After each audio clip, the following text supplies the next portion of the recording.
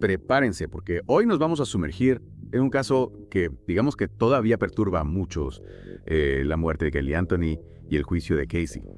Su madre, un caso lleno de misterios y mentiras y un veredicto que, bueno, digamos que dejó a más de uno con la boca abierta. Así es. Hoy vamos a analizar a fondo el artículo de Wikipedia en español sobre la muerte de Kelly Anthony para que juntos intentemos comprender este complejo rompecabezas. Lo interesante de este caso es que a pesar de la atención mediática que recibió y de todas las pruebas que se presentaron, todavía quedan preguntas sin respuesta y lo que es aún más inquietante, las opiniones sobre la culpabilidad o la inocencia de Casey Anthony siguen divididas. Exacto, nuestra misión en esta inmersión no es dictar un veredicto, sino explorar los hechos, las controversias y las diferentes perspectivas que rodean este caso.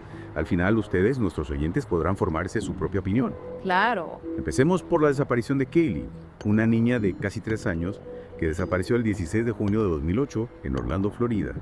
Lo escalofriante es que su madre Casey esperó 31 largos días antes de reportar su ausencia a las autoridades. Sí, 31 días, un tiempo que sin duda levanta sospechas, y durante ese periodo Casey ofreció varias explicaciones sobre el paradero de Kaylee, que resultaron ser una tras otra puras mentiras. Mentiras. Sí. Esa red de engaños fue uno de los elementos que más alimentó las sospechas sobre Casey. Cada nueva mentira parecía alejarnos más de la verdad y acercarnos a un escenario más siniestro. Totalmente. Y entonces la abuela de Kaylee, Cindy, entra en escena con una llamada al 911 que hiela la sangre. Describió un olor nauseabundo en el auto de Casey. Un olor que según ella se asemejaba al de un cuerpo en descomposición. Imaginen la angustia de esa abuela, la terrible sospecha que la llevó a hacer esa llamada. Esa llamada fue solo la punta del iceberg. A medida que la policía investigaba, más mentiras salían a la luz. Casey inventó una niñera que jamás existió e incluso afirmó haber trabajado en Universal Studios, una mentira que había mantenido durante años. Estas mentiras, en lugar de desviar la atención, la enfocaron aún más en Casey. Se convirtió en la principal sospechosa y la búsqueda de Kaylee se transformó en una carrera contrarreloj para encontrarla con vida. Sí, una carrera que lamentablemente terminó el 11 de diciembre de 2008. Ese día, los restos de Kaylee fueron encontrados en un área boscosa cerca de la casa de los Anthonys. Estaban envueltos en una manta dentro de una bolsa de basura. Un descubrimiento devastador que convirtió la desaparición en un posible homicidio, pero la controversia no terminó. Ahí surgieron informes contradictorios sobre la cinta adhesiva encontrada en los restos de Kaylee. Algunos decían que estaba en la parte frontal del cráneo, mientras que otros indicaban que estaba en la boca. Esa discrepancia sobre la cinta adhesiva se convirtió en un punto clave durante el juicio. La fiscalía argumentaría que era evidencia de que Kaylee había sido asfixiada, un detalle macabro que nos acercaba a la posible causa de muerte. La cinta adhesiva, junto con otros hallazgos, como un mechón de cabello en el maletero del auto de Casey, y búsquedas en Google sobre cloroformo, llevaron a que se presentaran cargos contra Casey Anthony, cargos que reflejaban la gravedad del caso y la creciente sospecha de que ella estaba involucrada en la muerte de su propia hija. Los cargos fueron contundentes: asesinato en primer grado, abuso infantil agravado, homicidio agravado de un niño, y proporcionar información falsa a las fuerzas del orden. Con estos cargos, el caso se convirtió en uno de los más mediáticos y controvertidos de la historia reciente de Estados Unidos. La nación entera se preparaba para presenciar un juicio que prometía revelar la verdad detrás de la muerte de Kelly Anthony y el papel de su madre en ese trágico suceso. Exactamente. Y con esos cargos sobre Casey comenzó uno de los juicios más mediáticos y controvertidos en la historia reciente de Estados Unidos. El juicio de Casey Anthony, un drama judicial que mantuvo en vilo a la nación durante 6 largas semanas. 6 semanas de testimonios, pruebas y argumentos que nos sumergieron en un laberinto de mentiras, secretos familiares y una verdad que parecía escurrirse entre los dedos. La fiscalía construyó un caso que apuntaba a Casey como una joven egoísta, deseosa de liberarse de las responsabilidades de ser madre para disfrutar de una vida sin ataduras. Su teoría escalofriante, pero sustentada en ciertas pruebas, era que Casey usó cloroformo para sedar a Kaylee y luego la asfixió con cinta de cejuera. Esa búsqueda de cloroformo en la computadora de la familia Anthony que mencionamos antes se convirtió en una pieza clave de su argumentación. Parecía una prueba irrefutable de la premeditación, un acto calculado para silenciar a la pequeña Kaylee. Sin embargo, como en todo buen thriller, la defensa liderada por José Báez presentó una versión totalmente diferente. Su estrategia fue audaz. Argumentaron que Kelly se ahogó accidentalmente en la piscina de la familia y que George Anthony, el padre de Casey, había encubierto la muerte. El giro inesperado que puso a George en el ojo del huracán. De pronto la atención se desviaba de Casey y se posaba sobre el abuelo, un hombre que hasta ese momento había permanecido en un segundo plano. La defensa incluso alegó que George había abusado sexualmente de Casey, sembrando la duda sobre la dinámica familiar y la posibilidad de un oscuro secreto que los Anthony estaban ocultando. Esa acusación de abuso, aunque nunca fue probada, añadió una capa de complejidad al caso y abrió una ventana a la intimidad de la familia. Anthony, era posible que este terrible suceso fuera el resultado de una historia de abusos y silencios. El juicio se transformó en un desfile de testigos, cada uno con su propia versión de los hechos. Unos apoyaban la imagen de Casey como una madre negligente, mientras que otros la veían como una víctima atrapada en una red de mentiras familiares. Uno de los testimonios más desgarradores fue el de Cindy Anthony, la madre de Casey. Inicialmente describió el olor en el auto de Casey como el de un cadáver, pero luego se retractó afirmando que solo había sido una figura retórica. Esa contradicción sembró dudas en la mente del jurado y en la opinión pública. ¿Estaba Cindy protegiendo a su hija a pesar de las evidencias o realmente se había equivocado al describir aquel olor? La incertidumbre se apoderó del juicio, los expertos forenses también presentaron pruebas contradictorias, se debatió la presencia de cloroformo en el maletero del auto, la relevancia del mechón de cabello encontrado y la forma en que se había utilizado la cinta adhesiva. Cada detalle era examinado con lupa, pero las respuestas definitivas parecían escaparse. Y por supuesto no podemos olvidar el testimonio de Ray Kronk, el lector de contadores que encontró los restos de Kaylee.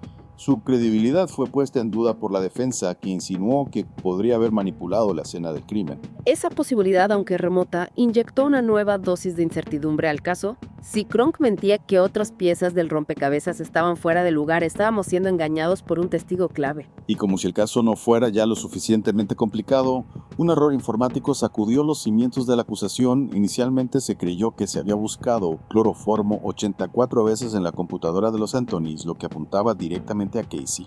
Pero la verdad resultó ser mucho más compleja.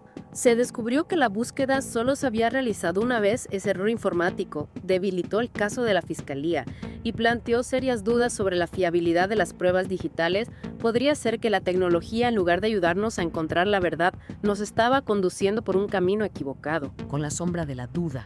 Planeando sobre el juicio, llegaron los argumentos finales. La fiscalía apeló a la lógica y a las pruebas, instando al jurado a ver a Casey como una asesina fría y calculadora que había planeado la muerte de su hija para liberarse de sus responsabilidades. La defensa, por su parte, presentó a Casey como una víctima de una familia disfuncional atrapada en un torbellino de mentiras, y abusos pidieron al jurado que considerara la posibilidad de un accidente que no se dejara llevar por las emociones y que evaluara fríamente las pruebas.